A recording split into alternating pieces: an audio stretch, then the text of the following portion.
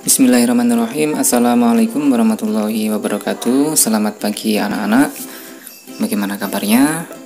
Ya, saya harap kalian semua dalam keadaan sehat walafiat dan selalu dalam lindungan Allah Subhanahu wa taala. Pada pertemuan kali ini kita berjumpa lagi pada mata pelajaran fikih ya. Itu fikih kelas 7. Ya, bagi adik-adik yang mengikuti pelajaran saya diharapkan untuk menyimaknya ya di bukunya masing-masing, entah itu buku paket maupun buku LKS-nya, dan dibuka di bab melaksanakan sholat Jumat.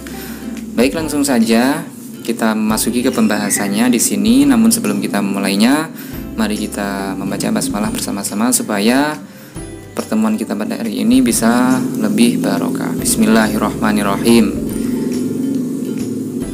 Di sini seperti biasanya ya, jadi di awal pembelajaran kita perlu ketahui dulu kompetensi dasarnya, dan ini masih sama dengan kompetensi dasar di bab yang sebelumnya karena ini masih dalam satu bab, yaitu tentang sholat Jumat. Yaitu bisa dibaca sendiri ya. Langsung saja kita ke pembahasan selanjutnya di sini. Jadi sebelum kita membahas keseluruhan, kita perlu ketahui dulu ya di sini ya terkait tentang apa saja yang nanti kita bahas ya, atau yang kita pelajari. Yaitu yang pertama pengertian khutbah Jumat, terus kemudian yang kedua rukun khutbah Jumat, kemudian yang ketiga sunnah khutbah Jumat, dan yang keempat sunnah khutbah ya. Terus kemudian yang kelima adab ketika khutbah Jumat, dan yang terakhir kesimpulan dari apa yang nantinya kita pelajari. Baik, langsung saja ke pembahasan yang pertama di sini mengenai pengertian khutbah Jumat.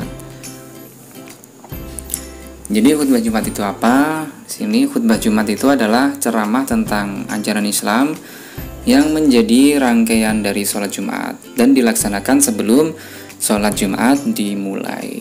Ya, seperti itu ya, itu adalah pengertian sedikit terkait tentang sholat Jumat secara istilahnya. Kemudian lanjut ke pembahasan selanjutnya di sini, yaitu mengenai rukun khutbah Jumat. Ya, jadi di dalam Jumat itu, maksudnya di dalam sholat Jumat, pelaksanaan sholat Jumat itu terdapat khutbah. Nah, khutbah itu namanya khutbah Jumat. Dan rukun khutbah Jumat ini adalah sesuatu yang harus dipenuhi dalam khutbah. Dan jika salah satu rukun tidak dipenuhi, maka khutbahnya tidak sah. Dan bisa diambil kesimpulan apabila khutbahnya tidak sah, maka sholat Jumatnya juga tidak sah. Nah, kemudian rukun khutbah Jumat itu apa saja? Ya, di sini rukun khutbah Jumat di situ yang pertama, ya mari kita simak ya. Kita simak bersama-sama, yaitu yang pertama membaca tahmid. Ya, kalimat tahmid itu alhamdulillah. Ya, terus kemudian yang kedua membaca sholawat atas Nabi Muhammad SAW. Kemudian yang ketiga mengucapkan 2 kalimat syahadat. Kemudian yang keempat wasiat takwa kepada jamaah supaya bertakwa kepada Allah Subhanahu wa taala. Kemudian yang kelima membaca ayat-ayat Al-Quran pada salah satu khutbah. Dan membaca ayat-ayat Al-Quran ini diutamakan di khutbah yang pertama ya. Terus kemudian yang terakhir di sini rukunnya, yaitu mendoakan kaum muslimin dan mukminin pada khutbah yang kedua. Yaitu adalah beberapa rukun khutbah Jumat. Ya, kemudian di sini langsung saja ke pembahasan selanjutnya. Kemudian setelah kita mengetahui rukunnya, perlu kita ketahui lagi yaitu mengenai syarat khutbah Jumat. Ya, syaratnya apa saja? Yang pertama, itu khutbah dilaksanakan di waktu zuhur ya, sesuai dengan pelaksanaan sholat Jumat itu sendiri. Terus kemudian yang kedua, khutbah dilaksanakan dengan berdiri ya, kecuali bagi yang tidak mampu di situ. Kemudian yang ketiga, khatib harus duduk di antara 2 khutbah. Ya, di sini bisa disimpulkan bahwasanya dalam khutbah Jumat itu terdapat 2 khutbah. Ya, di sini kemudian syaratnya khatib harus duduk di antara 2 khutbah tersebut. Terus kemudian di sini yang keempat, khatib harus suci dari hadas dan najis. Dan yang kelima, khatib harus menutup aurat. Kemudian yang keenam, khatib harus mengeraskan suara sehingga dapat didengar oleh jamaah sholat Jumat. Ya, berhubung sekarang sudah modern ya, jadi khatib di situ cukup menggunakan mikrofon ya di situ. Pada akhirnya tanpa mengeraskan suara sudah ada alat pengeras suara sekarang. Jadi tidak perlu istilahnya membuang-buang tenaga ketika khatib itu menyampaikan wasiatnya. Ya, kurang lebihnya seperti itu ya. Terus kemudian yang terakhir, syarat khutbah Jumat yaitu tertib. Ya, maksudnya di sini tertib harus berurutan ya. Jadi tidak boleh tidak boleh diloncat-loncat ya. Seperti itu.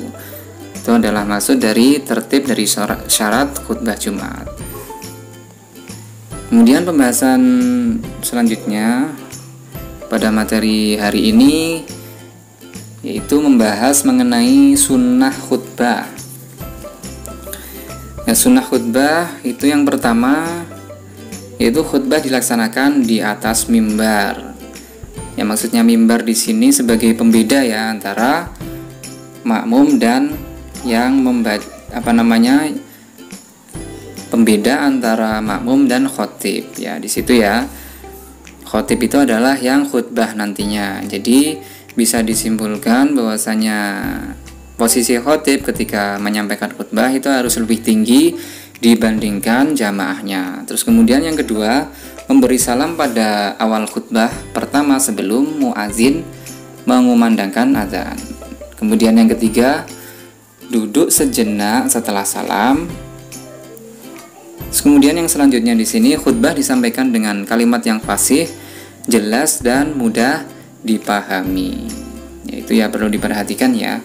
Terus kemudian selanjutnya di sini khutbah disampaikan tidak terlalu panjang dan tidak terlalu pendek ya. Jadi yang sedang-sedang saja di situ tidak diperbolehkan. Maksudnya di sini tidak dianjurkan ya. Bukan tidak diperbolehkan, tetapi tidak dianjurkan terlalu panjang dan tidak terlalu pendek. Kemudian di sini selanjutnya sunnah khutbah yaitu khatib membaca surat Al-Ikhlas pada waktu duduk di antara dua khutbah. Kemudian yang terakhir di sini sunnahnya adalah jamaah hendaknya diam memperhatikan khutbah ketika khutbah sedang dimulai. Itu adalah beberapa sunnah khutbah Jumat yang perlu kita ketahui. Langsung ke pembahasan selanjutnya. Ya, setelah kita membahas sunnah ya, sunnah. Kemudian kita membahas mengenai adab ketika khutbah Jumat. Itu khutbah Jumat di sini atau adabnya. Selama khutbah berlangsung, jamaah sholat Jumat hendaknya menerapkan sikap sebagai berikut. Itu yang pertama, para jamaah harus tenang mendengarkan khutbah dan duduk menghadap kiblat. Yaitu adalah adabnya ya yang pertama. Kemudian yang kedua, para jamaah tidak boleh berbicara selama khutbah berlangsung. Yaitu ya, itu adalah termasuk adab ketika melaksanakan khutbah Jumat. Ya, bagi adik-adik yang sekiranya masih berbicara dengan temannya ketika khutbah Jumat sedang dikumandangkan atau dilantunkan oleh khatib, maka setelah mengetahui pelajaran ini hendaknya tidak berbicara sendiri atau berbicara kepada temannya ketika khutbah sedang berlangsung. Terus kemudian yang terakhir yaitu jamaah membaca doa atau istighfar ketika khatib duduk di antara dua khutbah. Ya, ini tujuannya apa? Karena doa di antara dua khutbah itu adalah doa yang sangat mustajab atau doa yang dikabulkan ya. Itu adalah beberapa adab ketika khutbah Jumat. Ya, mungkin itu saja yang bisa saya sampaikan pada pertemuan kali ini. Mudah-mudahan bisa bermanfaat buat adik-adik semua dan bisa diamalkan pada kehidupan sehari-hari. Sekian dari saya. Wassalamualaikum warahmatullahi wabarakatuh.